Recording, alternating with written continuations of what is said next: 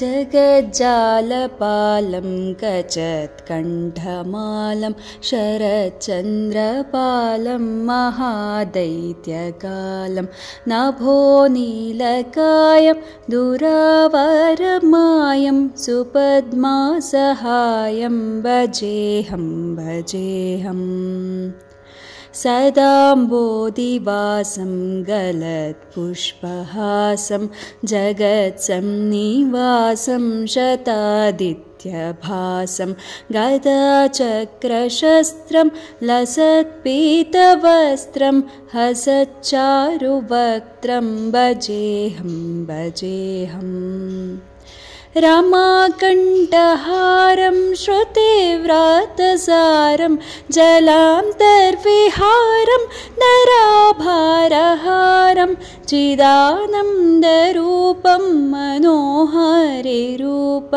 धृतानेकरूपं भजेऽहं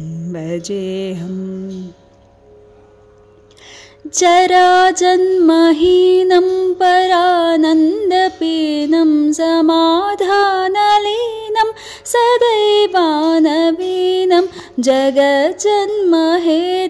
सुरानीककेतुं दृढं विश्वसेतुं भजेऽहं कृताम्नायगानं खगाधीशयानं विमुक्तेर्निधानं हरारातिमानं स्वभक्तानुकूलं जगद्वृक्षमूलं निरस्तार्थशूलं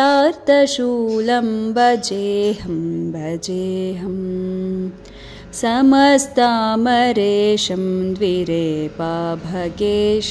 जगद्बिम्बलेशं वृधाकाशदेशं सदा दिव्यतेऽहं विमुक्ताखिलेऽहं सुवैकुण्ठगेऽहं भजेऽहं सुरालीबलिष्ठं त्रिलोकीवरिष्ठं गुरूणां गरिष्ठं स्वरूपैकनिष्ठं सदा युद्धधीरं महावीरवीरं भवाम्बोधिधीरं भजेऽहं रमावामभागं तलाविष्टनागं कृतादीनयागं गतारागरागं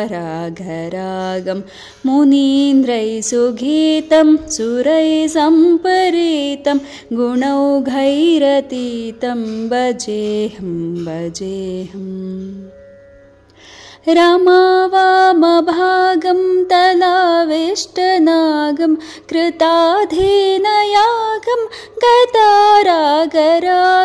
मुनीन्द्रैः सुगीतं सुरैः सम्परीतं गुणौघैरतीतं भजेऽहं गुणौघैरतीतं भजेऽहं गुणौघैरतीतं भजेऽहं